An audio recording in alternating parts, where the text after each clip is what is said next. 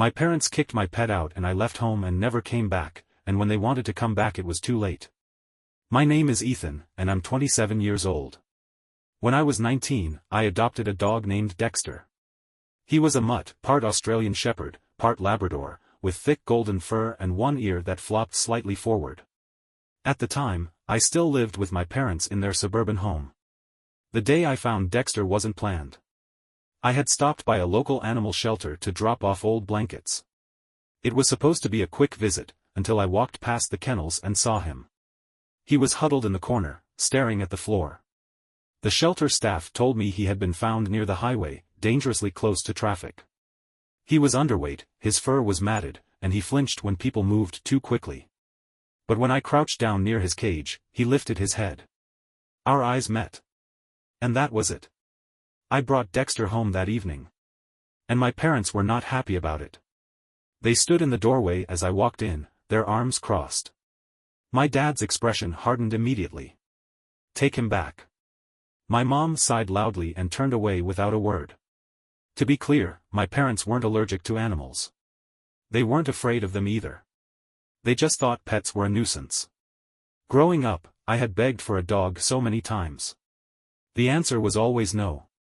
So that night, I spent 3 hours pleading my case. I promised I would take care of everything, feeding, walks, vet visits, without any help from them. I even showed them how calm Dexter was. He didn't bark.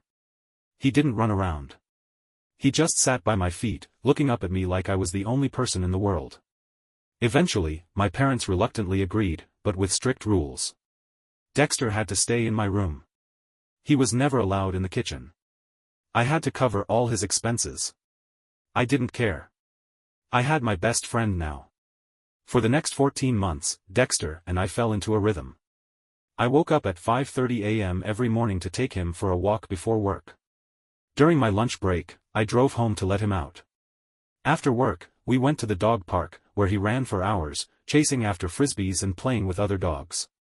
At night, he slept at the foot of my bed, except for the times he would sneak up onto my pillow, pretending he belonged there. My parents, on the other hand, kept their distance. If Dexter entered a room they were in, they would leave. If he wagged his tail and walked toward them, they stepped back. Dexter noticed. After a while, he stopped trying to interact with them altogether. 8 months after adopting Dexter, I got a phone call. It was about my great-uncle, someone I had always been close to, especially after my grandfather passed away. He lived alone in Montana, nearly 1,000 miles away from where I was in Oregon. And he was seriously ill. I needed to go. But that meant figuring out what to do with Dexter. The problem was, Dexter hated car rides. Even a short trip to the vet would leave him trembling and drooling. A 16-hour drive would be miserable for him. My usual dog sitter had moved away, and every boarding facility I called was either fully booked or required vaccination paperwork I couldn't find in time. So, I went to the only people I had left. At dinner, I asked, "Can you watch Dexter for 3 weeks?" My dad didn't even look up from his plate. Not happening. My mom just sighed. We never wanted that dog in the first place. I spent the next 4 days begging. I offered to pay them. I pre-packed all of Dexter's food. I even wrote a detailed schedule so they barely had to do anything. I reminded them that I had never asked for help before. Finally, 2 days before I had to leave, my mother caved. "Fine," she said. "But just this once." Before leaving, I prepared everything for them. I left a binder with feeding instructions and vet info. I made sure Dexter had a safe, comfortable space in the basement, where he wouldn't be in their way. For the first week I was gone, I called home every day to check on him. "The dog's fine," my dad would say before hanging up. By the second week, I asked for video calls so I could see Dexter. They agreed, for 3 days. Dexter looked healthy. But something was off. He wasn't as excited to see me. He wasn't wagging his tail like he normally did. Then, 5 days before I was supposed to come home, my parents stopped answering my calls. When they finally picked up, I asked, "Can I see Dexter?" My mom's response? "He's sleeping." Or, "Your dad just took him outside." Something felt wrong. The moment I got home, I rushed inside, calling for Dexter. Usually, he would come barreling toward me, tail wagging like crazy.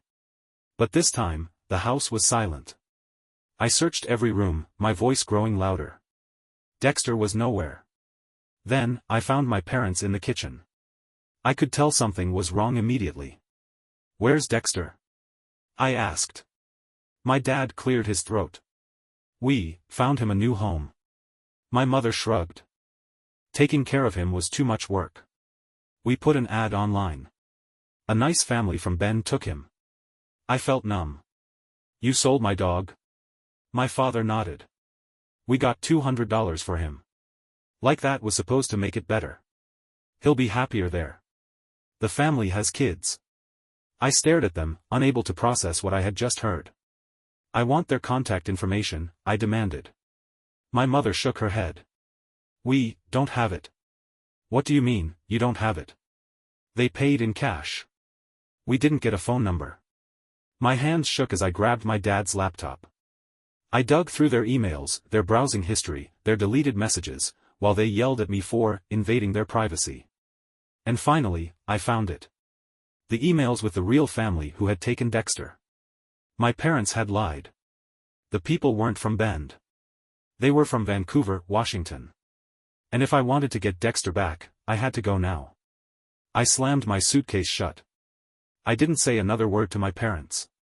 I just grabbed my keys and drove straight to Vancouver. I arrived in Vancouver, Washington, just after midnight. The address I found in my parents' deleted emails led me to a quiet neighborhood lined with old oak trees. The house was a single story, with a fenced backyard and a porch light still glowing. I parked down the street and waited. I had no plan. Just an address and a desperate need to get my dog back. I didn't sleep. I sat in my car for 8 hours, watching the house, waiting for the first signs of life. At 9 a.m., a woman stepped outside, carrying a toddler on her hip. This was it. I walked up the driveway, my heart hammering in my chest, and knocked. The woman answered almost immediately. She looked to be in her early 30s, with tired eyes and her dark hair pulled into a messy ponytail. The little girl on her hip stared at me curiously, chewing on a stuffed rabbit's ear. "Can I help you?" she asked. I took a breath, steadying myself. "My name is Ethan," I said. "I think you have my dog." Her brow furrowed. "I'm sorry." I swallowed hard and explained. "My parents sold my dog while I was away taking care of a sick relative. They never told me. When I got back, he was gone. I found your emails in their computer. The dog you adopted, his name is Dexter. He's mine." She looked stunned. "Oh my God." I saw it, the way her shoulders stiffened, how her fingers gripped the child on her hip a little tighter. She wasn't angry. She was horrified. "We had no idea," she said quickly. "Your father told us they were moving to a small apartment that didn't allow dogs. He said you knew." I clenched my jaw. Of course they lied. "Can I see him?" I asked, my voice almost breaking. She hesitated for half a second before stepping aside. "Come in." I followed her through the house, my hands shaking at my sides. The moment we reached the backyard door, I saw him. Dexter. He was lying in the grass, facing away from us, but the second the door opened, his head snapped around. Our eyes met. And he bolted toward me. Dex. I barely got his name out before 90 pounds of fur and muscle slammed into my chest. His tail whipped back and forth, his entire body shaking with excitement. I buried my face in his fur, feeling his familiar warmth, his weight pressing into me like he was afraid I'd disappear again. The woman stood in the doorway, watching silently. "He hasn't been eating much," she admitted softly. "I thought he was just adjusting. But now I think he was waiting for you." I pulled back, stroking Dexter's face, checking him over. He looked healthy. But his eyes were different. Tired. Guarded. Like he had lost something and stopped looking for it. Not anymore. He was coming home. I turned back to the woman, my throat tight. "I'm so sorry this happened. I know you just got him, and I know this isn't fair to you. But I had to pause, because my voice was shaking. I can't leave without him." She didn't hesitate. "You shouldn't have to. I blinked. What? She crossed her arms. We've only had him for 5 days. My kids like him, but they're not attached yet. And now that I know what happened, I'd never keep someone's dog from them. I exhaled, relief hitting me so fast I felt lightheaded. I'll pay you back, I said quickly. I'll give you the $200 my parents charged you, hell, I'll give you extra for the trouble. She shook her head.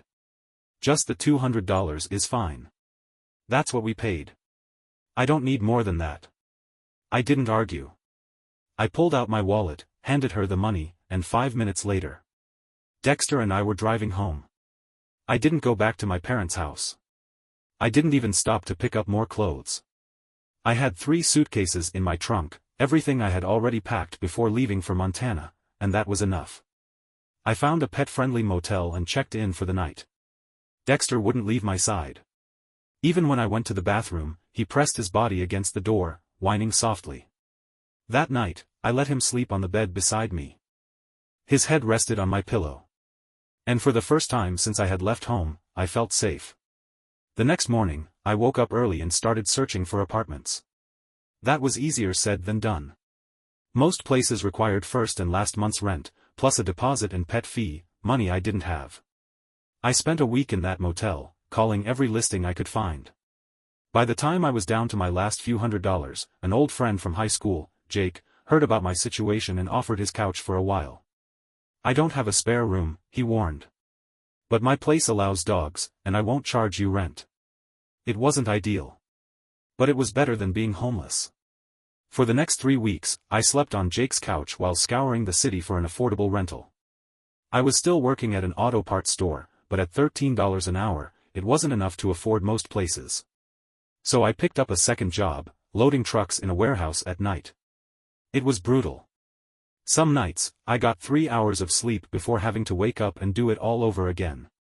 Dexter spent most of his time alone in Jake's apartment, waiting for me to come home. It wasn't fair to him. But it was temporary. I kept telling myself that. And after 6 weeks of couch surfing between 3 different friends, I finally found a room to rent. It was tiny, just enough space for a twin bed and a dresser. But the landlord allowed dogs for an extra $50 a month. I took it immediately. The next 2 years were a grind. I worked 2 jobs just to afford rent. I had no social life, no vacations, no time for anything except working and taking care of Dexter. And I had no contact with my parents. They tried calling me in the beginning. I never answered. Eventually, they stopped trying. One evening, 8 months after I left home, I ran into my mother at the grocery store. She was at the end of an aisle, reaching for a can of soup. We made eye contact. She opened her mouth, maybe to say my name, maybe to ask me something, but I turned around and walked in the opposite direction. She didn't follow me. And I never looked back. 2 years later, everything changed. I was working at the auto parts store when I saw a job posting for a receptionist position at a manufacturing company. It paid better. It had benefits. And when I showed up for the interview, the office manager asked about my availability. Sometimes we need someone who can stay late, she said. Would that be a problem? I hesitated. I have a dog at home, I admitted. But I can make arrangements. Her eyes lit up. She smiled. Oh, you have a dog? What kind? I had no idea that one question was about to change my life. The office manager's question caught me off guard. Oh, you have a dog? What kind? For a second, I forgot I was in a job interview. He's a mix, part Australian Shepherd, part Lab, I said. His name is Dexter. Her smile widened. I have 3 dogs myself. What's he like? And just like that, we spent 10 minutes talking about dogs, training tips, funny habits, favorite treats. When we finally got back to the interview, I felt lighter. 2 days later, I got the call. I got the job. It paid $17 an hour, a lot better than the $13 I was making at the auto parts store, and it came with health insurance and paid time off. It wasn't a dream job. But it was a step forward. 3 months into the job, the office manager's assistant put in her notice. To my surprise, my manager recommended me for the promotion. The new role came with a $5 per hour raise, which meant I could finally quit my second job at the warehouse. That's when I met Madison. She worked in HR, handling employee paperwork, and was responsible for setting up my new position. She was funny, sharp, and had this easy confidence about her. During my orientation, she glanced at my application and smiled. "I've seen you around before," she said. "You walk your dog near the office, don't you? Early in the morning?" I blinked. "Yeah, how'd you know?" She grinned. "Because I do the same thing. My golden retriever, Cooper, is obsessed with that trail." That led to another conversation, about dogs, about hiking, about early morning routines. 2 weeks later, she casually mentioned a dog-friendly hiking trail she had found. A month later, she asked if I wanted to go with her and Cooper. Dexter and I met her that Saturday.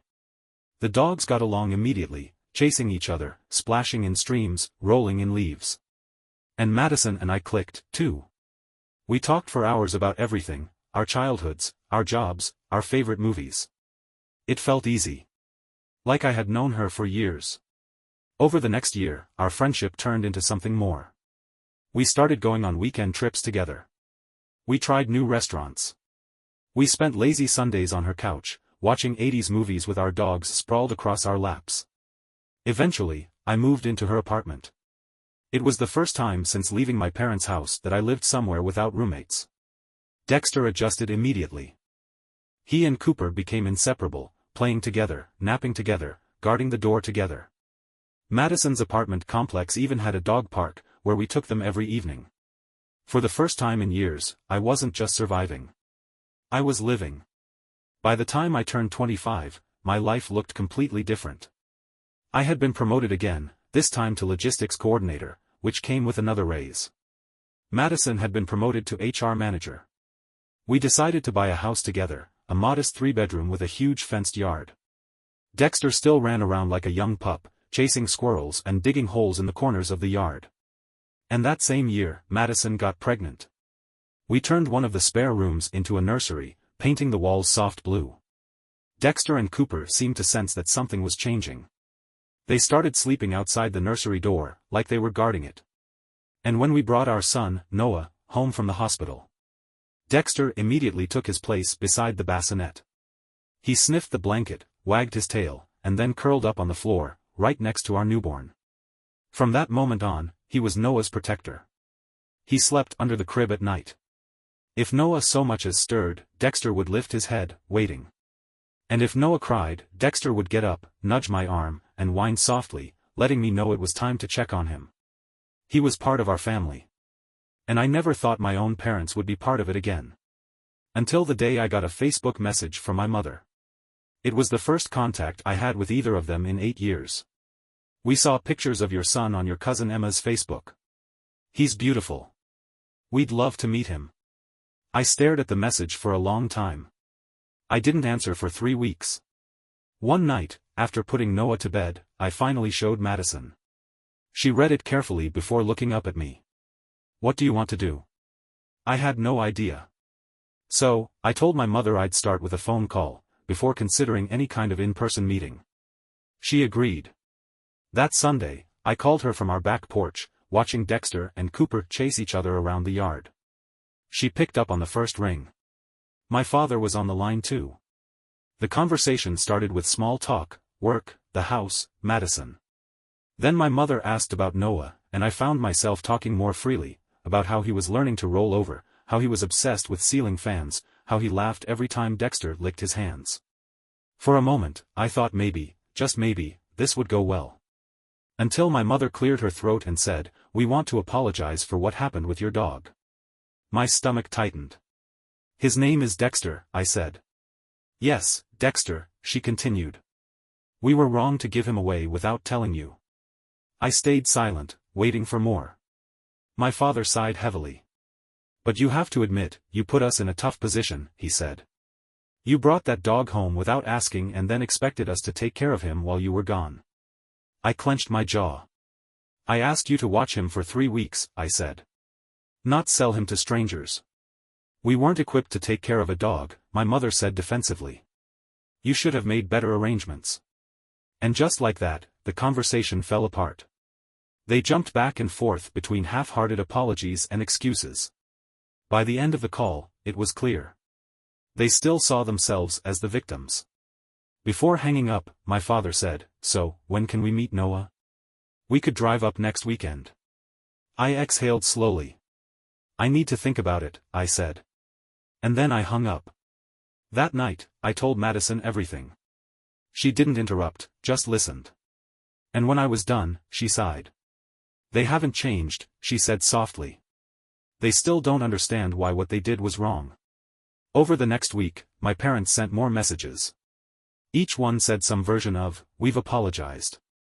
Now let's move forward." But they had never actually acknowledged what they had done. So I sent one final message. "I'm not ready for you to meet Noah. Your continued justifications show me you still don't understand the damage you caused." Their response? Anger. My father called me childish. My mother wrote, "We have legal grandparent rights. We will explore our options if necessary." That was the moment I blocked their numbers. And I had no idea how far they were about to go next. The day I blocked my parents' numbers, I felt relief. For the first time in weeks, my phone was silent. But the peace didn't last long. 2 months later, I received a letter from a lawyer. My parents had officially inquired about grandparent visitation rights.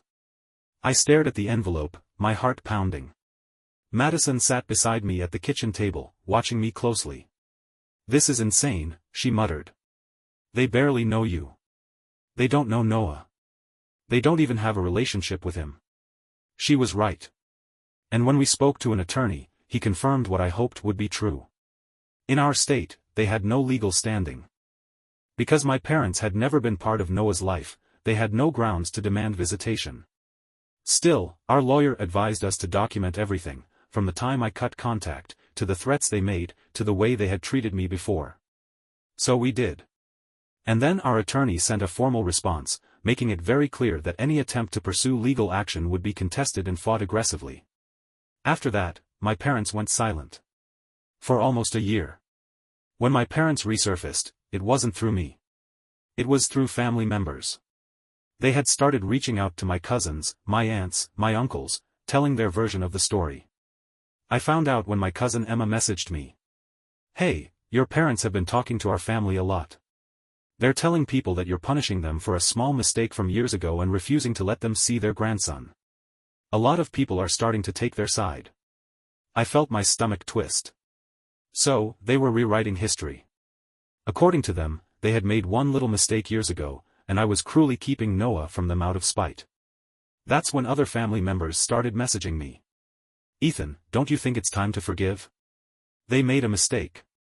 You're really going to keep their grandchild from them forever? They're devastated. At least let them visit once."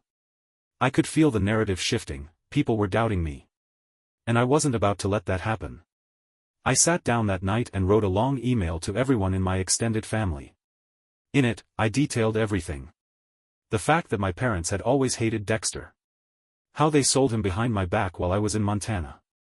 How I had to track him down myself because they refused to help. How I left home that same night, with only a suitcase and a dog.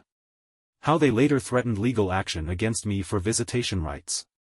And finally, how they were still refusing to take full responsibility for what they did. I hit send. And then I waited. The response was overwhelming. Most of my extended family had no idea what had really happened. They had only heard my parents' version of the story. The moment they got the full truth, the messages stopped. I even got an unexpected call from my Uncle Ryan, my father's older brother. "I always wondered why you disappeared," he admitted. "Your dad told everyone you moved away for work. He never mentioned the dog. Or the lawsuit." "Of course he didn't," I muttered. Uncle Ryan sighed. "You made the right choice, kid. I don't blame you." That was the moment I knew, I wasn't crazy for cutting them off. I was right. 2 more years passed. Noah was now talking and running everywhere. Dexter had started slowing down, his muzzle turning gray, his joints stiffening. Madison and I welcomed our second child, Ava. Life was good. Then, one day, my cousin Emma texted me. "Your parents heard about the wedding. They'd like to be there. I stared at my phone for a long time. Madison and I had been engaged for a while, but we had intentionally kept our wedding plans private. So the fact that my parents knew meant that someone had told them. But I wasn't angry. I was just tired. That night, I called my mother for the first time in years. The conversation was short. I told her the wedding was small, and that I wasn't comfortable having them there. "I understand," she said softly. Then, after a pause, "Can I ask how Dexter is doing?" I blinked, caught off guard. In all these years, they had never asked about him. "He's doing okay," I said. Slowing down a little, "but he's good with the kids." "I'm glad," she murmured. Then, even softer, "I regret what we did. Not just because it caused this rift, but because it was wrong. We shouldn't have done it. No matter the circumstances." For the first time, she wasn't making excuses. We talked for a few more minutes, mostly about the kids, about life. Before we hung up, she said, "I don't expect an invitation to the wedding. I just hope that one day, you might consider letting us meet the children. On your terms, of course." I didn't make any promises. But I did say I'd think about it. The wedding was perfect. Dexter and Cooper carried the rings on their collars, getting distracted only once by a butterfly. As Madison and I exchanged vows, I thought back to that night I left home with nothing but my suitcases and Dexter. And I realized, I had built something better. A real family. 1 month later, I received a package in the mail. The return address? My parents' house. Inside was a handmade quilt, embroidered with tiny Labradorossi mixes around the border. A note was tucked inside. "For your family. No strings attached." I sat on the couch, staring at it for a long time. Dexter was curled up on the floor beside me, his breathing slow and steady. I reached down, running my fingers through his fur. He was getting older. But he was still here. Still mine. And for now, that was all that mattered. Final update. Dexter passed away 3 months later. He was 10 years old. One night, he stopped eating. The next morning, he struggled to stand. I knew what was coming. The vet came to our house. Dexter fell asleep in my lap, in the backyard he loved so much. I whispered, "Good boy," as he took his last breath. And then he was gone. That night, I reached for his leash before remembering. I still hear his collar jingling in the hallway sometimes. And every morning, I wake up expecting to see him at the foot of my bed. But he's not there. And he never will be again. Life goes on. Ava is walking now. Noah is starting kindergarten. And as for my parents, they're still at a distance, but they've stopped pushing. They know now that I set the terms. And for the first time, I think they finally understand why. For those of you with dogs, hug them for me today. Because one day, they won't be there. And all you'll have left is memories of the love they gave you. Thank you for watching the video, like it if you watched the video to the end and don't forget to subscribe. Have a nice day.